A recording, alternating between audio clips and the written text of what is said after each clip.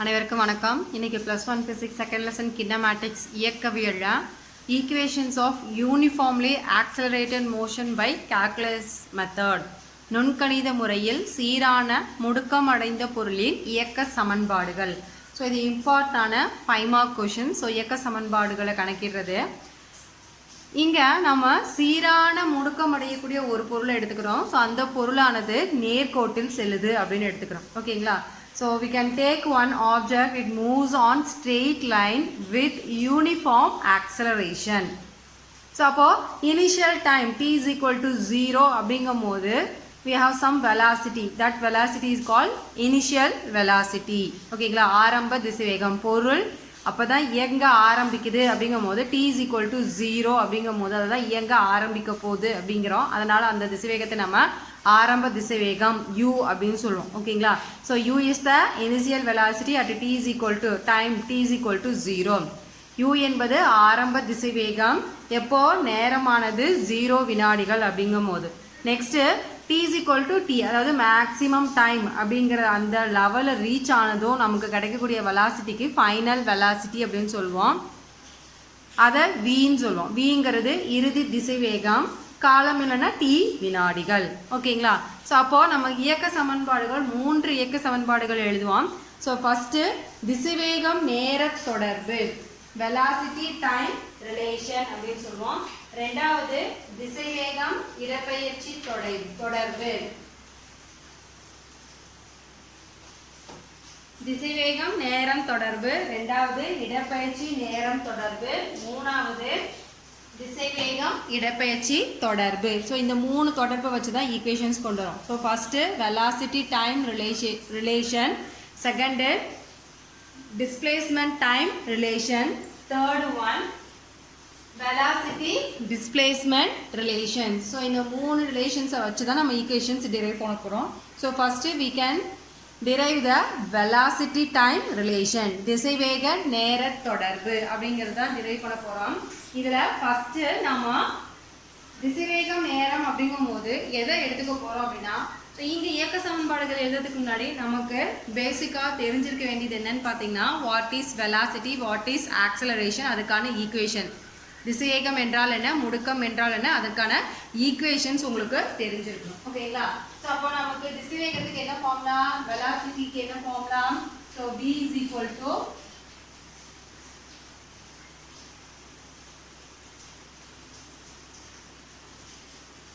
So வெலாசிட்டிக்கு என்ன formula எழுதுவோம்? v is equal to dx by dt. அதே முடுக்கத்துக்கு என்ன ஃபார்முலா எழுதுவோம்? dv by dt.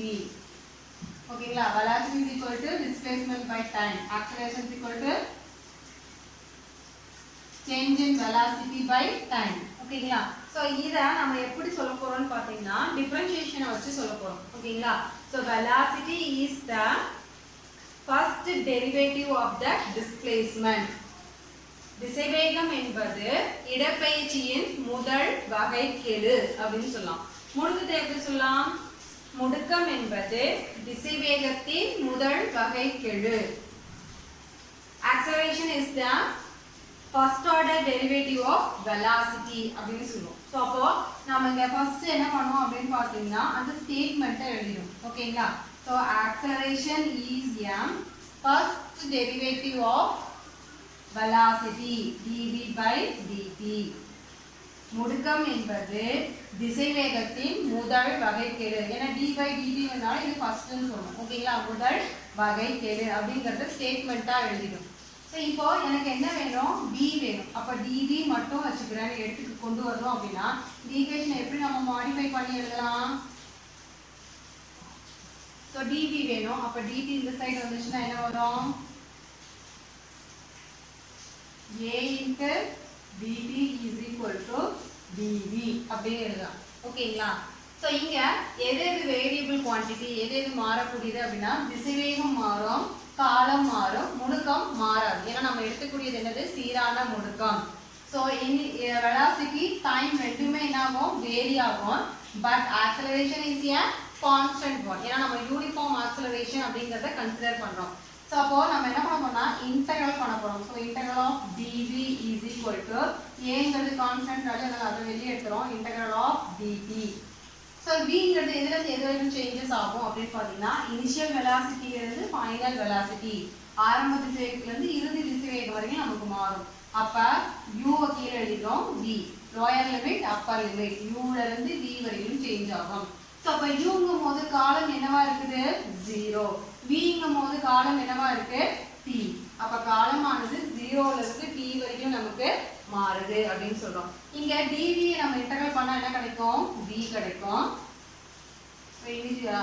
Limit value எழுதிறோம் a into dt இன்டெகிரல் பண்ணா என்ன கிடைக்கும் t கிடைக்கும். So 0 to t. இப்போ நம்ம லிமிட் சப்ஸ்டிட்யூட் பண்ணோம். லிமிட் எப்பவுமே எப்படின்னா Appar limit minus lower limit substitute பண்ணோம். இங்க அப்பர் லிமிட் என்ன t minus lower limit. So அப்போ எழுதுங்க v minus u is equal to a t minus 0. இது 0 ஆயிடுச்சு, அதனால விட்டுறோம். அப்ப v equal to இந்த மைனஸ் u இந்த சைடு வந்து என்ன ஆகும் பிளஸ் u. அப்ப u plus at. ஸோ இதுதான் நமக்கு ஃபர்ஸ்ட் ரிலேஷன். ஓகேங்களா? ஸோ அப்போ this is called a velocity time relation. So velocity இருக்கு, டைம் இருக்கு, அதனால this is called a velocity time relation. So அப்போ இதுதான் நமக்கு என்னது திசைவேக நேர தொடர்பு. vங்கிறது ஃபைனல் வெலாசிட்டி, uங்கிறது இனிஷியல் வெலாசிட்டி, aங்கிறது ஆக்சலரேஷன், tங்கிறது டைம். vங்கிறது இறுதி திசைவேகம், uங்கிறது ஆரம்ப திசைவேகம், aங்கிறது முடுக்கம், tங்கிறது காலம். ஸோ இதுதான் நமக்கு முதல் இயக்க சமன்பாடு. அடுத்து பார்க்க போகிறது ரெண்டாவது இயக்க சமன்பாடு. அது எதுலேருந்து கொண்டு வரோம் அப்படின்னு பார்த்தீங்கன்னா இடப்பெயர்ச்சி நேர தொடர்புல இருந்து கொண்டு வரோம். That means second equation of motion is derived from displacement time relation.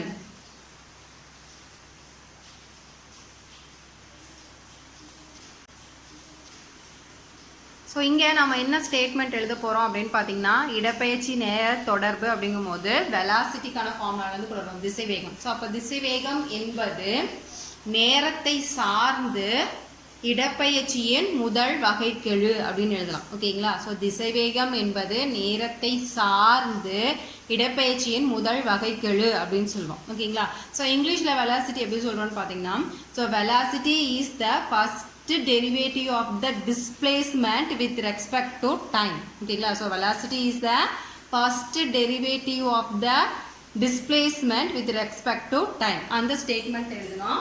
அதை எழுதிட்டு நாம என்ன பண்ண போறோம் velocityக்கான ஃபார்முலா எழுதணும். So velocity v is equal to ds by dt. இந்த sங்கிறது என்னன்னா இடப்பெயர்ச்சி டிஸ்பிளேஸ்மெண்ட். இதுல எனக்கு என்ன வேணும் இடப்பெயர்ச்சி தான் கண்டுபிடிக்கணும், டிஸ்பிளேஸ்மெண்ட். அப்ப ds is equal to v into dt அப்படின்னு எழுதிக்கலாம். ஓகேங்களா? நமக்கு ஃபர்ஸ்ட் ஈக்குவேஷன் ஆஃப் மோஷன்ல v ஓட வேல்யூ கால்குலேட் பண்றோம். v is equal to u plus at. ஓகேங்களா? சோ இது ஃபர்ஸ்ட் ஈக்குவேஷன், இது செகண்ட் ஈக்குவேஷன், இது third.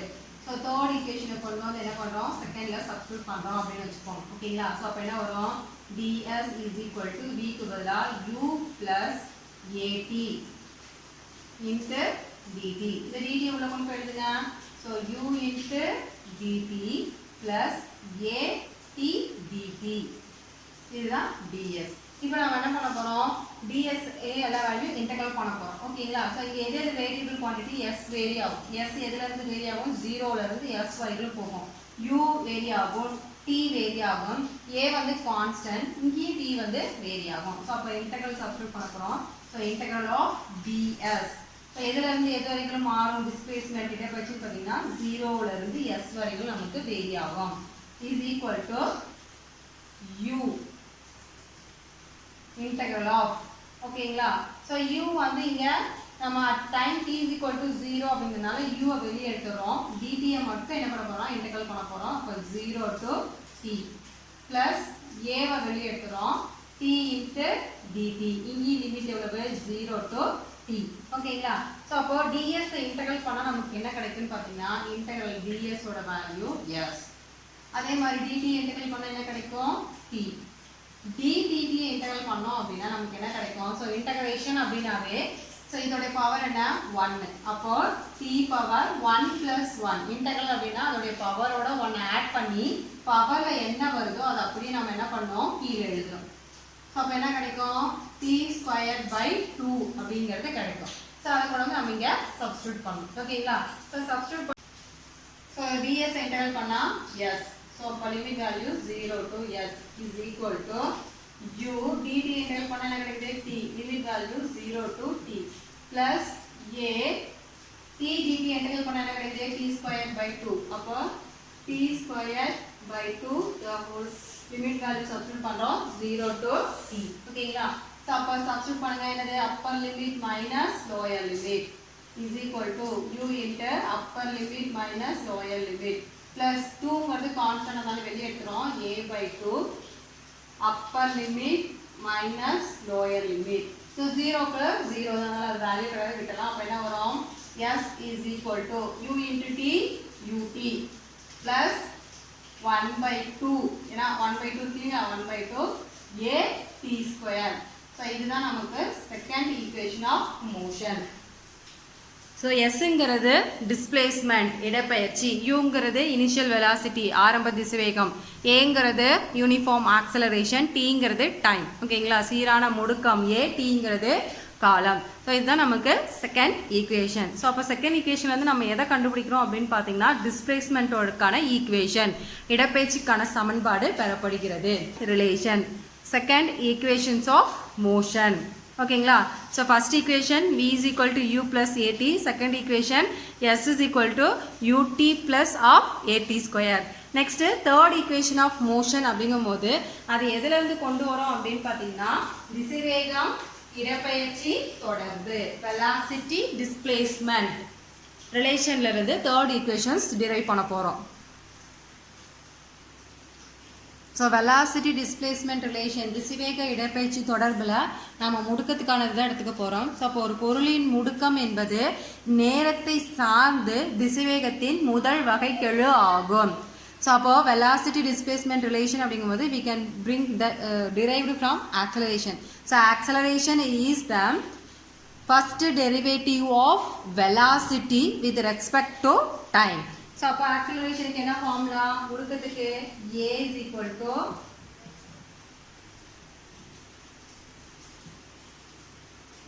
dv by dt so இந்த ஈக்குவேஷனை நான் என்ன பண்ண போறேன்னா ds மல்டிப்ளை பண்ணி டிவைட் பண்ண போறேன் ஸோ அப்போ இது ரெண்டு கேன்சல் ஆயிடுச்சுன்னா 1ன்னு அர்த்தம் ஓகேவா ஸோ இதுல இருந்து நமக்கு ஒரு ரிலேஷன் தெரியும் க்கு என்ன ரிலேஷன் எழுதலாம் ds by dt அப்படிங்கிற ரிலேஷன் எழுதலாம் அப்போ இதுல நாம என்ன பண்ண போறோம் இந்த ds-யும் dt-யும் ஜாயின் பண்ணி என்ன எழுதலாம் ஸோ v ஓகேங்களா ஸோ அப்போ ds by dt-யை v எழுதிட்டோம் மீதி என்ன இருக்கு dv by ds இருக்கு ஓகேவா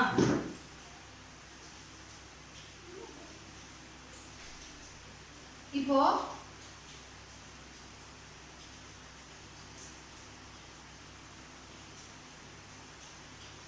இதுல எனக்கு ds வேணும் ஓகேங்களா அப்ப ds is equal to இது இந்த சைடு வருது இது என்ன பண்ணுது இந்த சைடு போகுது அப்ப 1 by a into v dv அப்படின்னு எழுதலாம் ஓகேங்களா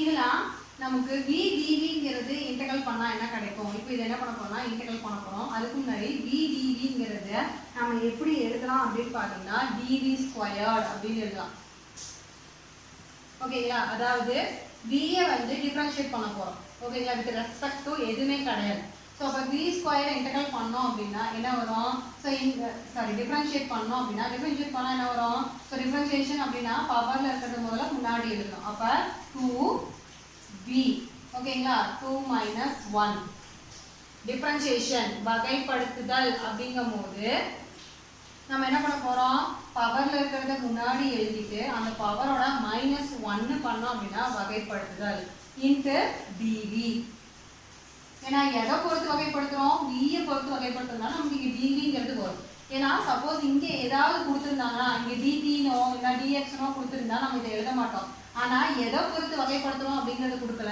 ஆமாம் அப்போ எதை தான் பொறுத்து வகைப்படுத்துறோம் v-யை பொறுத்து வகைப்படுத்துறதுனால நம்ம இங்கே dv அப்படிங்கிறத எழுதுறோம் ஓகேங்களா அப்போ dv ஸ்கொயர்டுங்கிறதுக்கு என்ன அர்த்தம் இதை மைனஸ் பண்ணி எழுதுங்க 2v dv இங்க நமக்கு என்ன இருக்கு v dv இருக்கு இல்லையா சோ அப்ப இத என்ன பண்ணோம் 2 ஆல மல்டிப்ளை பண்ணி 2 ஆல டிவைட் பண்ணோம் ஸோ அப்போ 2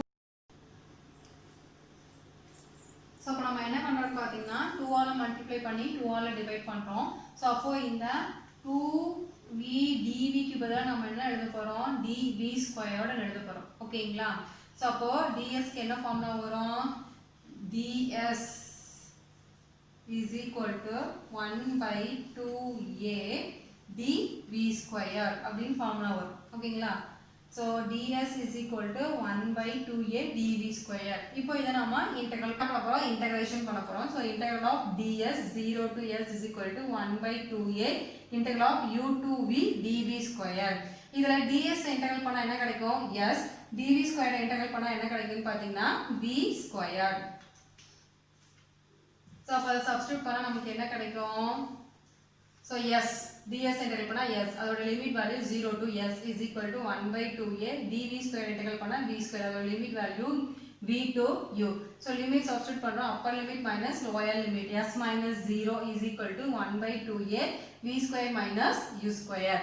ஸோ அப்போ நமக்கு ஈக்குவேஷன் என்ன வருது, s is equal to 2a, s is equal to 1/2a into v square minus u square. இந்த 2a இந்த சைடு போனா 2as is equal to v square minus u square.